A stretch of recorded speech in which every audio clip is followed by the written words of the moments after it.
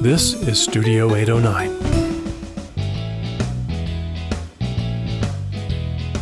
Hi, everybody. Welcome to the Outdoors Hiking Bob podcast. I am your host, Hiking Bob Falcone, and you can find me on my website at hikingbob.com. And from there, there's links to everything, social media, my columns at The Independent. By the way, The Independent's still kind of on hold with my columns there, and you could help get me back in there by supporting The Independent, by becoming a subscriber or supporter, and do it at csindy.com and help us out there. They want to bring me back, but as you know, they've had some financial problems. They've had to cut back a lot. But if you help them, they'll help me. I can get back to writing the columns I want to write over there at the Independent. You can also find links to my previous podcast, and also you can find a link to sign up for my email list and get an email every week and kind of get caught up on what I've been doing. And a lot of times there's not only the previous podcast or column, but there's also links to news articles that may have come up in between, or that maybe they didn't fit in a podcast or something like that I thought you'd find interesting. You can also send me an email if you have a comment or a question, or maybe there's a guest or a topic you'd like us to cover. Do all that stuff at hikingbob.com. Today we're going to talk to Kylee Taylor, who is the Interpretive Program Coordinator and make sure I get this right, the Accessibility Program Coordinator? Trailability Program Coordinator. You got it. You're good. I knew there was an ability in there someplace. With the El Paso County Parks Department, we're over here at Bear Creek Regional Park today. And we're going to talk about this great program you guys started last year. Correct, yes. With these I want to call them like an ATV wheelchair on steroids. That is honestly one of the most accurate descriptions I've heard. That's awesome. Okay. The vehicle that we use is called a terrain hopper. So we have been calling them an all-electric ATV, basically.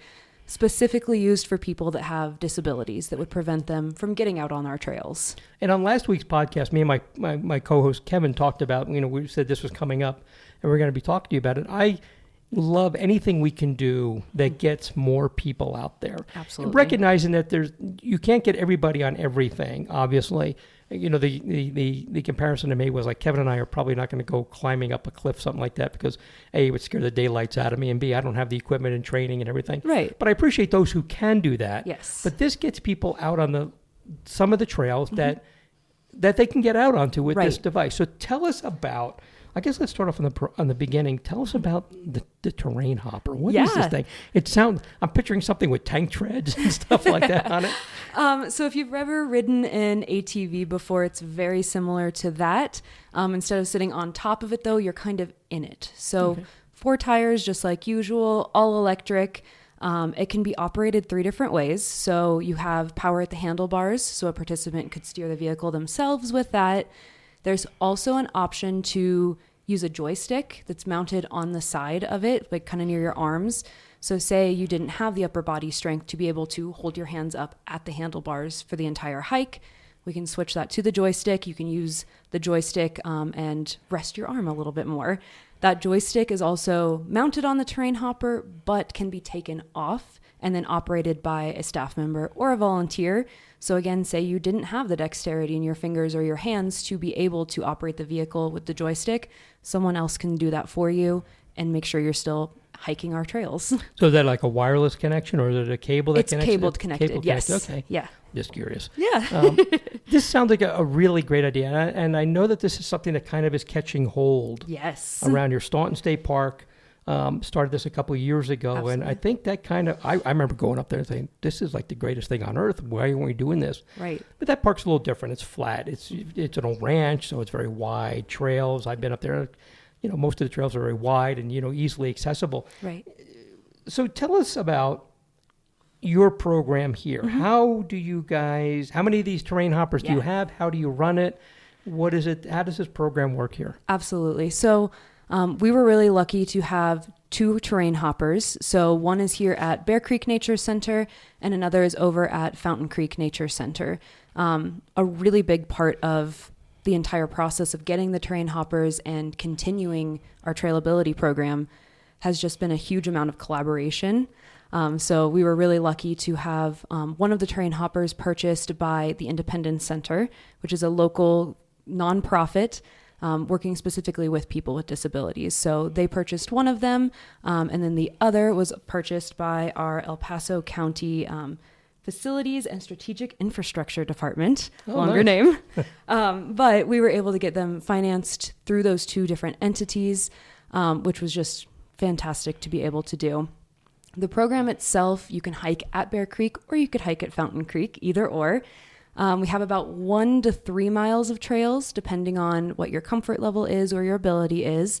And the terrain hoppers, we typically try to have on wider trails. So the terrain hopper fits, plus you can have someone hiking next to you and having a great conversation along the way. Registering for them is completely free, which I think is one of the coolest parts of this. Eliminating another one of those barriers to people is so, so important. So completely free to register. You just let us know that you're coming. So we have the terrain hopper ready for you. And then you're usually accompanied by a staff member or a volunteer as you hike through our amazing different habitats we have at the nature centers. Can I say that I like that when you refer to using the terrain hopper, you refer to it as hiking. Yes, absolutely. I really like that. You're not calling it. You're not riding it. Right. You're not. Mm-hmm. You are. It's like hiking. Yes. So you really want it to be that hiking Yes. kind of experience. That was one of the things that I personally was very stringent on at the beginning.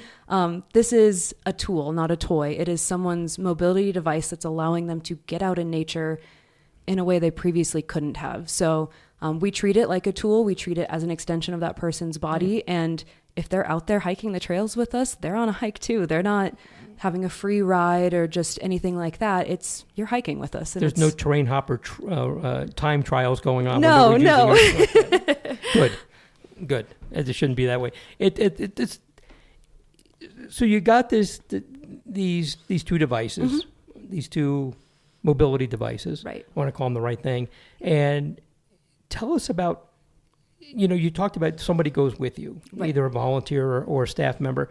Is there a time when you would let somebody take it out on their own, or is that something that maybe you're looking at? Or I've always wondered if these things come with like a little terrain hopper tow truck. If somebody goes off road or awesome. something, you could tow it back or something like that. So at the moment, we do have you accompanied by a staff member or volunteer for every hike. Okay. It's something we're looking into. You do definitely want someone to have that sense of independence mm-hmm. and be able, I just go hike by myself when I want to. I don't necessarily always want a random stranger with me, accompanying me. But it's definitely something we're looking into. When staff or volunteers are hiking with a participant, they kind of gauge it depending on what the participant wants. Some people love to stop and look at every single flower and plant and sure. insect and bird, and they want to have that camaraderie with you. Others really want just that experience hiking again with their friends, with their family. And in those instances, we're more than willing to just step back and be there in case we're needed, but not necessarily right there next to you the whole time. I imagine you probably had repeat users. Yes. Repeat hikers. Oh yeah. Or do you find that some of them, as they've come back, they become more independent? Yes, definitely. You are stepping back a little bit, maybe being 10, 15, 20 feet behind them. Exactly. Yes. Okay. Especially with the option to hike at Bear Creek or at Fountain Creek. The vehicle stays the same. It's just the different trails that you're going on and maybe different plants and things you're seeing. As they hike with us more and more, then it's a little bit more like, okay, Bobby's been here 15 times already. They know the drill. Send them on their way, and mm-hmm. we'll just kind of be here in case we're needed. That's awesome. Yeah. So that gives them the users, the hikers, a better sense of independence too. Exactly. That okay, you know how to use this device. You've right. shown us. So we're just going to kind of be here, but yes. we're going to watch and make sure you're okay. You don't get right. into any trouble or anything like that. I imagine there's always possibility of a mechanical breakdown or something right. that needs to be addressed. Right. Or but going on the correct trails or anything like that. But we're just going to let you. We're just going to just make sure you're okay and go out. And you can go out and have fun. Yes. And if you have questions, let us know. Sometimes when I go hiking, I want to go hiking with a group of friends. Right. Sometimes I want to go hiking by myself. So I guess it's kind of the same thing for the hikers using this device. Exactly. Yes. A lot of people I've noticed. The first time that they're here, it's such a fun, exciting new experience. They want to have their friends and sure. family around them. Sure. And it's so much fun to see everyone be so excited for that person and for that person to be so excited to get back out in nature or experience nature in a new way. But as time goes on, you have your moment, you're very excited, but then I always find myself hiking for peace and for solitude. Mm-hmm. And to have that opportunity for someone else, I think is just really fantastic too. That's pretty good. So they know that there's somebody back there in case Right. they need them, but otherwise they're just like hiking on their own out there. This is great. I really love this. I think that anything we do to get people to enjoy these trails is really kind of what we're looking at. Is there an age limit? Like, what is the youngest that you allow somebody on there? I think it really just depends on the participant. Okay. The biggest thing would just be their ability to reach the handlebars, if that is something that they're capable of doing, and or using the joystick. So say there was someone that was 10 years old, I'd probably still allow them to be using the vehicle. It's likely that they have their own mobility device that they've been using for a long time as well, that they're comfortable with, and they're knowing how to use that vehicle anyway.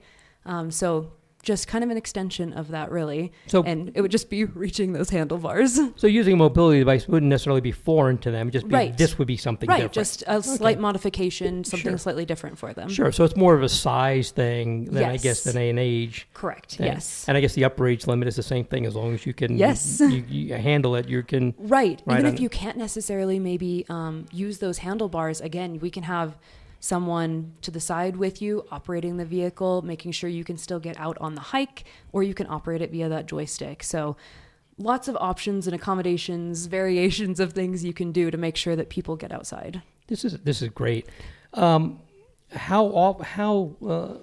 rephrase that. What is the window during the year that you like? Does the thing come with like snow tires and studded tires for the winter or anything like that? That would be so fun. I love that.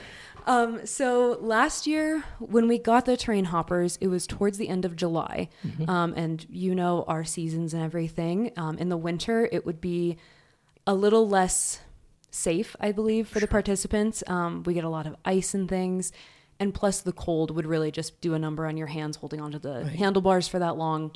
So last year we only did end of July through end of October. That's actually pretty good for it is. But really exciting this year, since we know our program better, we know our participants and what their needs and wants are now, we were able to double the hiking season. So we started taking reservations in April, and we just had our first hike last Saturday, May 6th. Wow.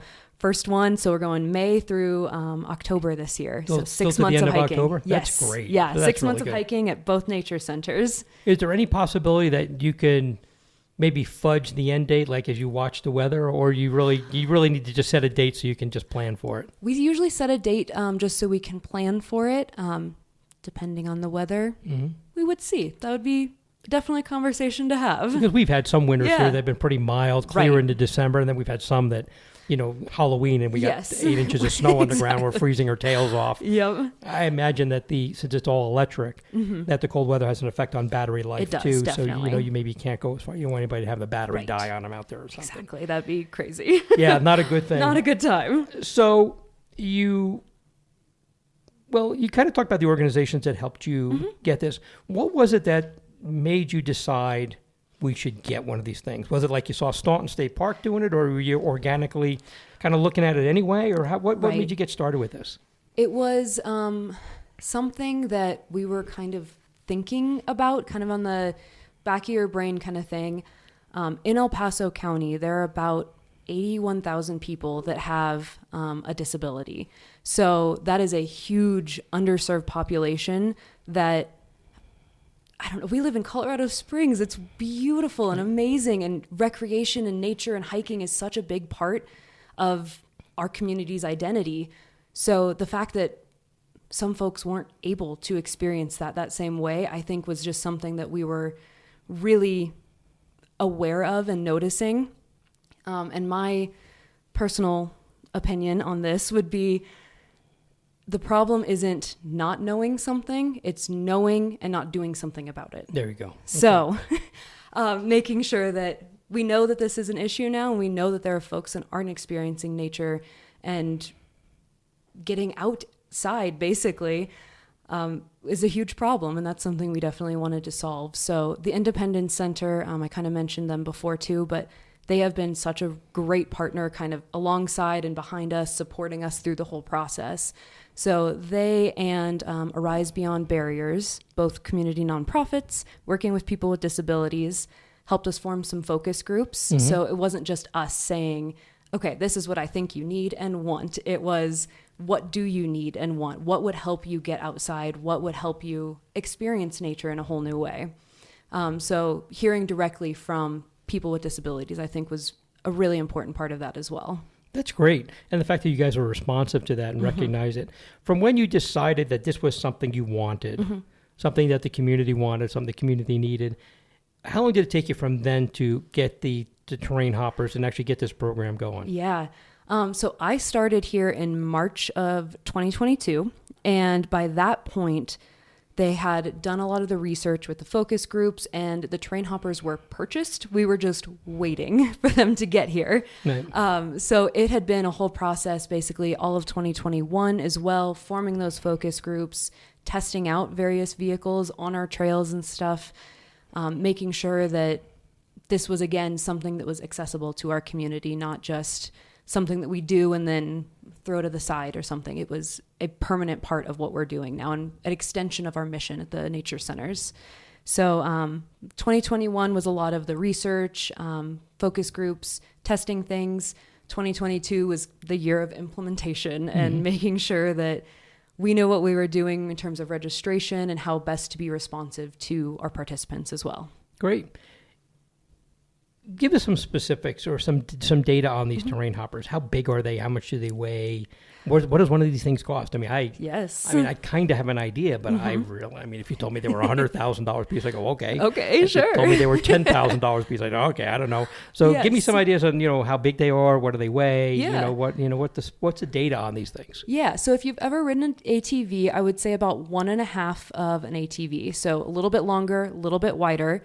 It has a bucket seat, basically, so you're sitting really in the terrain hopper, which is fantastic. Keep your center of gravity kind of low. Yes. Yeah. And then cost-wise, they're about $20,000 to $25,000. It just really depends on the accessories and things that you add to it. The undercoating? Yes. So our big thing was just getting the colors that we wanted. So Bear Creek has the green one, Fountain Creek has a blue one, and then fingers crossed 2025 we'll have a bright orange one up in Fox Run Nature Center as well. So cost-wise, it definitely would be a big prohibiting factor if we didn't have those great partners helping us finance the vehicles. They're not cheap, but they're not horribly expensive to think about. $20,000 is actually... That's not terrible for a very specialized piece of equipment. It's not like you're going down to the store and buying I'll take that ATV kind of a thing. But definitely an accessibility barrier for people if they're trying to get out on the trails. I remember definitely out of reach for somebody just to buy one on their own. Right, totally. I remember one participant, she was in a wheelchair and was able to access a lot of trails via her wheelchair as long as the trails were pretty flat and everything. But something I genuinely had never thought of, but she brought up was, as I'm hiking on these trails, my hands and my pant legs just get covered in dirt. And especially think of like our notorious mud season, you're going to just be caked in mud and dirt by the end.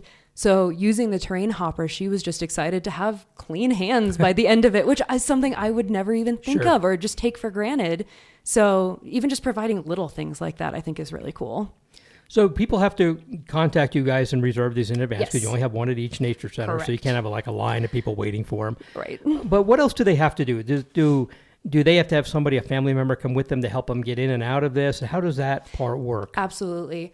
So yes, at this time we do require a friend, a family member, a caretaker come with you. A lot of people can take care of transfer themselves, but we do have additional devices, tools to be able to use and help someone. We have something called a slide board, which is literally just a nice board for you to be able to slide from one seat into the terrain hopper. We also have something called a Hoyer lift. So this would be more for people that maybe don't have the upper body strength to be able to do that. You usually think of paraplegia. And it just basically slides a little sling under them. You can pick them up with it and move them from place to place to allow them to get from, say, a wheelchair or another mobility device into their terrain hopper. That's great. Yeah. That's great. So somebody has to come with them. They do. And help them get in and out of it. And that's I'm sure that whoever their caretaker is or friend or something probably doesn't mind doing that at all. And they get to go with them. They get to go on a hike with them. So this all sounds great. I have a bazillion questions, and I'm trying to think. Go for it. It's okay. There's so many questions. So you started this with last year. Correct. Moved on to this year. Have you, besides, extending the season, you started in April taking reservations. Right. What other things have you changed from last year to this year? I'm thinking there must be lessons learned. Oh my gosh, a bunch. I'm sure there's a bunch. So what lessons have you maybe learned from last year to this year? Definitely. That have, changed the program? Yeah. I think a really big one has just been educating ourselves too. And the more you work with people with disabilities, the more aware you become of so many different things. And I think for many of us, it's changed how we incorporate accommodations and different things into our programs and events as well. It's not just something, on the side. It's something that's at the forefront of what we're thinking of and trying to make sure that, again, everyone has access to these events and to these programs and such. A funny one that happened. We have a survey that goes out to our participants at the end of every hike. And we ask them, is there any feedback you have? Like, what can we do to make this better for you? And one person just wrote, I had swampy legs at the end. Oh. The seats are black leather. They get really hot.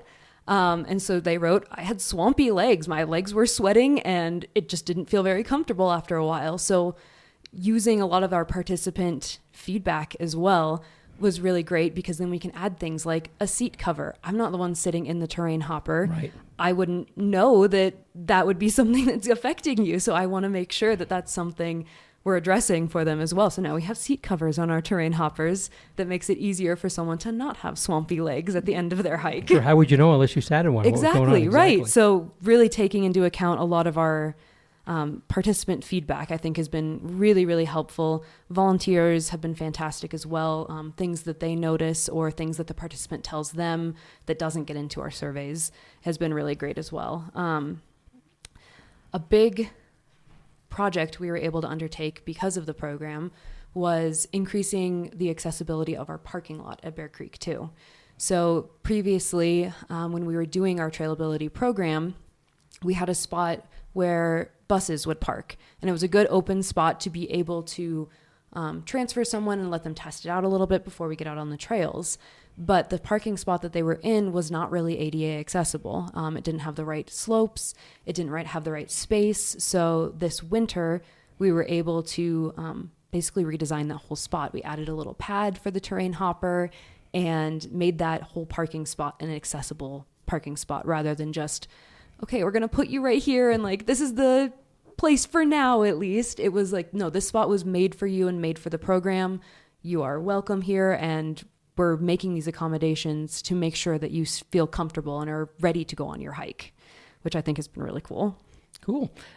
Are you using this for anybody who's not necessarily has mobility issues, like people with maybe visual problems or hearing or other disabilities? Are they also able to use this? Absolutely. In the registration, we don't ask specifics about what exactly your disability may be.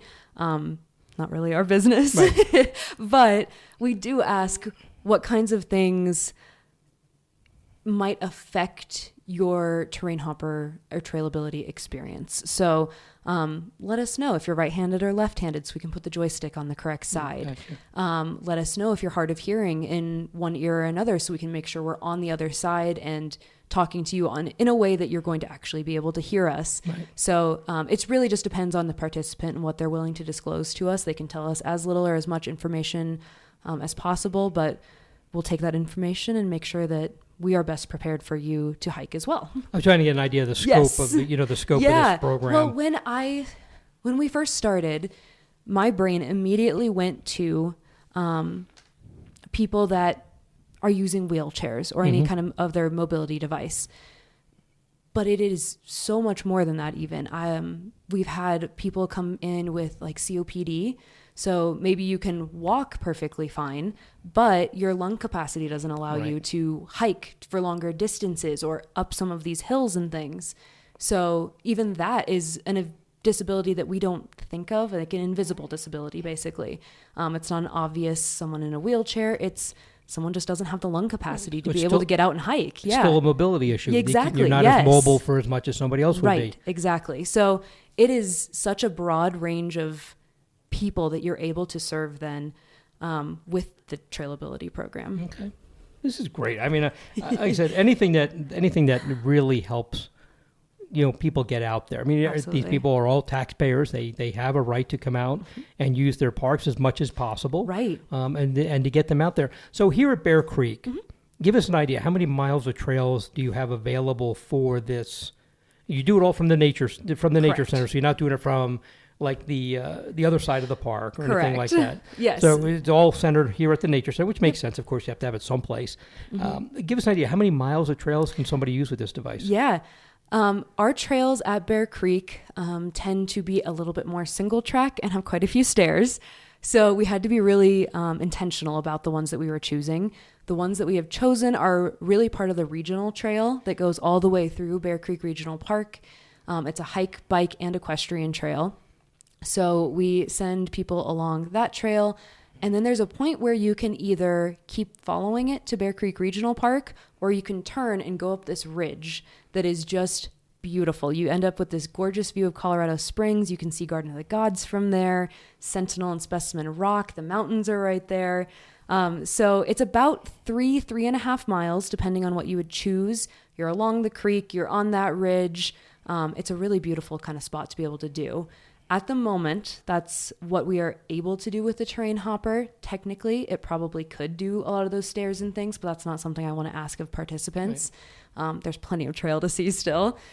In the future, definitely considering going over to Bear Creek Regional Park, but at the moment, about the 3.5 miles is what we have. So that ridge, I know that ridge you're talking about, there's a bit of an incline to get up there. This terrain hopper just nails that out. It's awesome. I think people are probably thinking, flat, wide trails, but you can actually take this thing up a pretty good incline to get up to that ridge line. I mean, I know where that is. And it's not terrible, but it's I guess I'm thinking in the back of my mind that I don't think this thing could get up there, but it does it just fine. No, it absolutely does it. It's fantastic. It doesn't even change the speed as it's going really? up. It just goes straight up all the way. So we're talking about, that this thing can actually take some pretty good incline to get up to that ridge. And that ridge is beautiful. Like I said, it's gorgeous up there.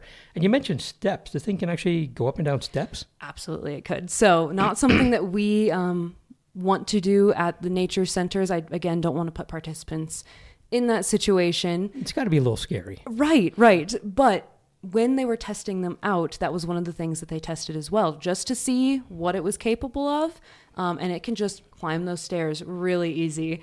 It has a dead man's brake on it too. So as soon as you let go of the lever on the handlebar or on your joystick, it stops completely. Okay. So even like on that ridge, that really steep incline coming down it, let go, it stops right there. There's no like neutral sliding, anything like that. It is just wherever you stop, it stops. And I imagine if there was some kind of emergency, you had to get back sooner, maybe that the closest way is down a trail with a set of steps. So knowing that you can do that, even though... If we were in a true emergency, yes. But knowing that you can do that, obviously helps you out with that a lot. This is really great. And you're in the second season with this, just getting started on the second season. So like, a half a season and then a full season coming up. Do you see things already that you're changing as you're going forward so far this season? Anything like, we didn't see that last year, now we're seeing that, so now we need to do it this year? Are you seeing anything like that already? Not as much quite yet. Since we just opened up registrations, registration was a really big one that we changed. Before, it was a Google form. It's similar to what Staunton State Park had used, and they were really great about letting us kind of copy paste that for a minute while we figured out what we exactly needed for our program. But we moved it onto our online registration system. There are fewer questions, and we've worded a lot of the questions better. When we started, we had kind of made it our own and everything. But looking back on some of them, I was like, oh, we could definitely word that better. Do we really need to know everything about your disability? Not really. No, we just need to know how we can accommodate it and make it easier for you as well.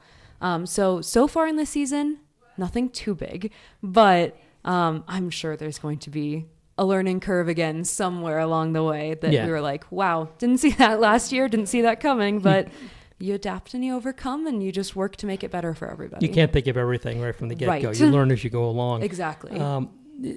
If somebody wanted to, let's start out. If somebody wants to use this, they want to come out here and hike with this device. Absolutely. How do they do that? So all of the information about the terrain hopper and about my contact info and registration, all that jazz, can be found at communityservices.elpasoco.com/trailability. So all the info is on there, including registration times. So again, that's at Bear Creek or at Fountain Creek. We have varying weekdays, weekends, and you can hike in the morning or you can hike in the afternoon. A typical reservation is going to be about 3 hours or so, which if you're booking it the whole time and just going, you can get all 3 miles done for sure, with a little extra time at the end even. But that includes the time that you're transferring into the terrain hopper, a quick safety briefing and kind of how to operate the vehicle, then getting on with your actual hike and everything. So depending on the person, depending on their ability, depending on their interests, 3 hours is usually a really good time frame to hike those 3 miles. Okay. And if somebody wanted to, say, volunteer and maybe help out with this program, how would they do that? All of that info is also on that same link. So communityservices.elpasoco.com/trailability. As a volunteer, you have a really, really crucial role in the program. We have a very small staff at the nature centers, and we do so many public programs as well that volunteers really get the fun job of getting to go out with the participants and guide them on their hike, show them various plants and animals. And you definitely don't need to be an expert in every single type of grass that there is here.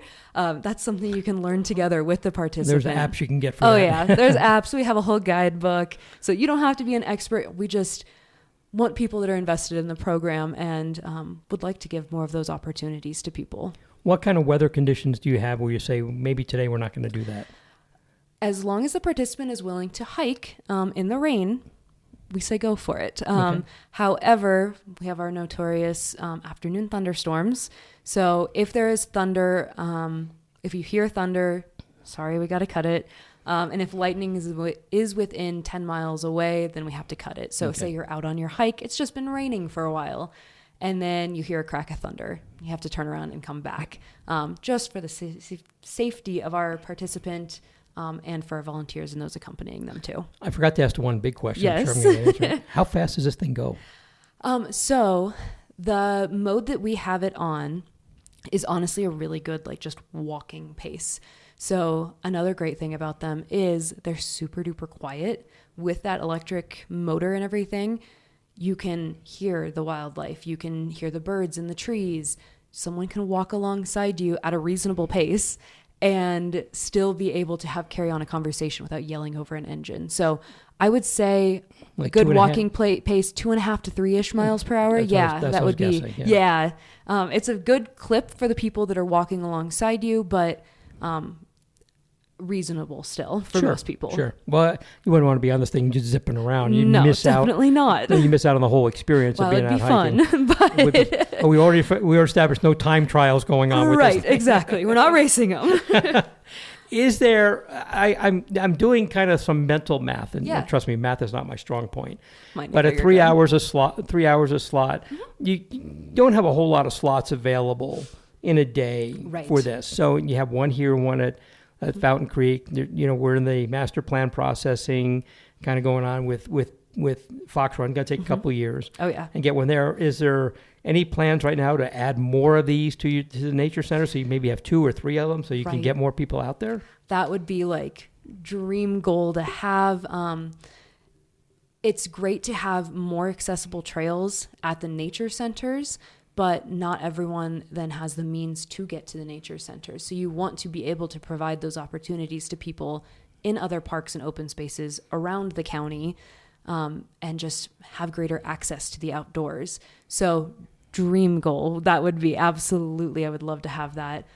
At the moment and in our 1.5 year mark, definitely still just kind of getting feet in the ground, figuring out exactly how this program's going to run before we start extending it out to other places as well. But there are some really great organizations with the city and state parks too that are working toward getting terrain hoppers in their respective areas too. So again, just increasing that accessibility for everyone in El Paso County, I think, is really great and important. I'm thinking about places like the Pineries. Yes, which has, it's brand new, big wide trails. Right. Could definitely use it 9 miles around. So I mean, it'd be an all day thing. But oh yeah.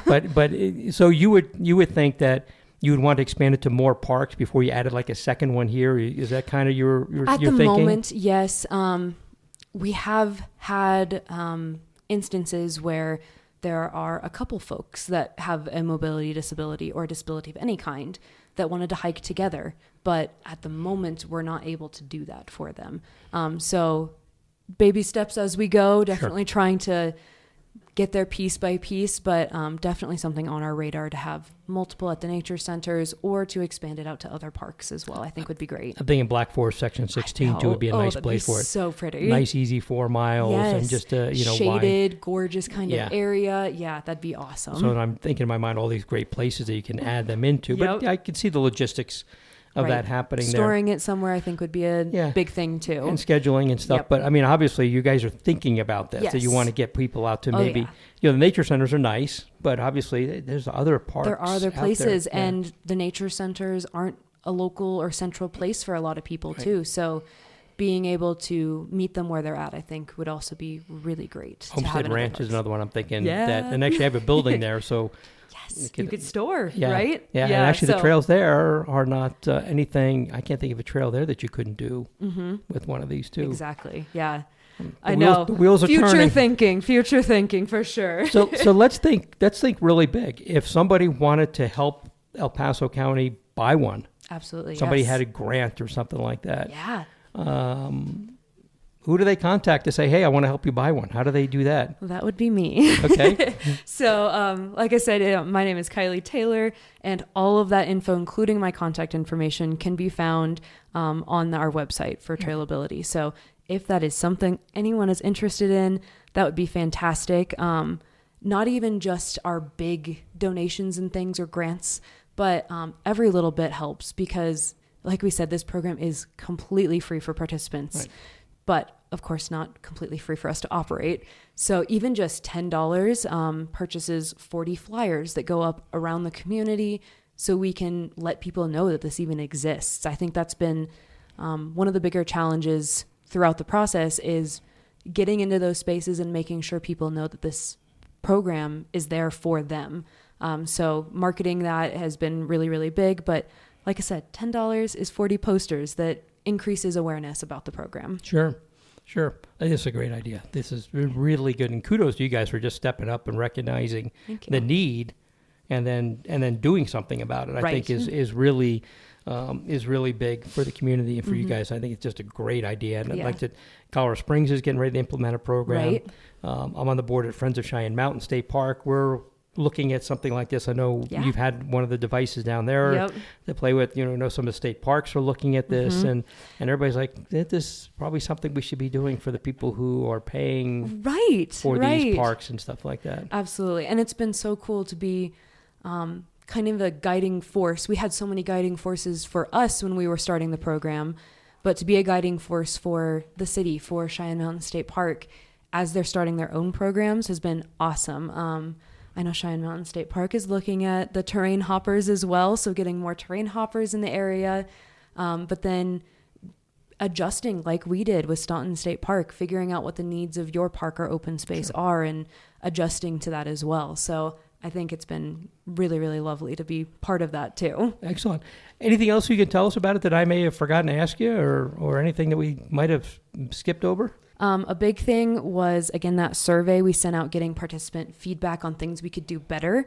But another thing that was really, really great and had me crying at my desk on a random Tuesday a lot of the time was getting some of that positive feedback from participants. I think it's really easy to say like, oh, last year we had 32 participants in the program.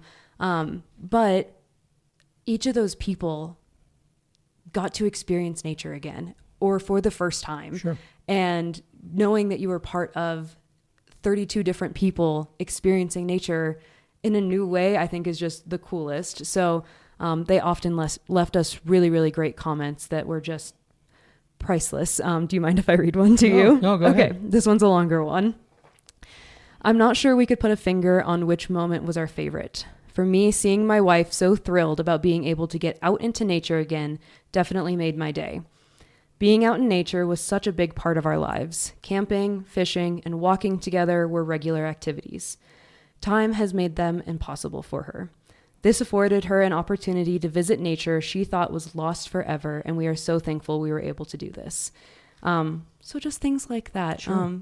You've had that experience with your spouse, with your partner, with your friends, and then you're unable to do that anymore. I remember this person specifically from that quote. The partner would still go out and take hikes and different things and FaceTime his wife back home. Right. So they were still able to experience it together, but there's only so much of you can experience through a screen. You take out that sensory experience of being in nature. So watching them go out on the trail again together was just one of the coolest things I've ever gotten to be You part brought of. this up a whole nother level. It did. By doing that. That's excellent. And that's the kind of stuff people need to hear, that Yes. that this is what it means to people. Right. It's not just people who've never been able to do it. People who Right. had it and lost it. Right. That's devastating too. Yes. And to get to be able to come back out Right. and do that. You and I are both huge outdoors people. Like, we love being outside. Right. It's my job. It's my career. It's Right. what I've made my kind of life around. You as well. I can't imagine having that taken away from me or not Sure. being able to experience that. So I think it is so important to have this program and to have that opportunity for people to get outside again. That's great. Yeah. Great. Well, Kylee, thank you so much, A, for doing the podcast, taking some course. time out to do this with me and talk about this program, and B, for doing the program. I think this is just wonderful. I hope to see more of this. I would like to see something like this in a world where I can have everything I want, that this becomes the norm at every park. Right. That one of these devices is available at every park. Yes. And maybe technology with things like geofencing and stuff like that could make it so people could just come in after they've done it a couple of times, go out on their own and not necessarily have to have somebody, which Yes. increases your capacity, of course, to do that. So, Absolutely. there's technology out there. Like I said, maybe you need the train hopper tow truck every once in a while, but That'd be awesome. hopefully not. But there's I can see technology moving along where this can become more of a, I guess, I'm a self-guided type of thing for Yes, people. It's going to absolutely. take a while to get there. Totally. Like we said, baby steps, but I think the biggest part was just starting and Right. seeing where it goes from there. And it's just been an amazing process to be part of and a fantastic opportunity for the El Paso County community, as well as our great visitors that come to the area too. Great. Well, Kylee Taylor and from the El Paso County Parks Department, thank you so much for being on the podcast. Thank you. Have a great day. Great. And everybody, thanks for listening to the Outdoors Hiking Bob podcast. Before you go, did you know you can rate and review our Studio 809 podcasts? That will help us because our egos really need to have thousands and thousands of listeners. But that helps our wonderful sponsors reach more ears too. And we do love our sponsors. So just go to Studio 809 or any individual 809 podcast in your iTunes or podcast app and click on ratings and reviews. Thanks.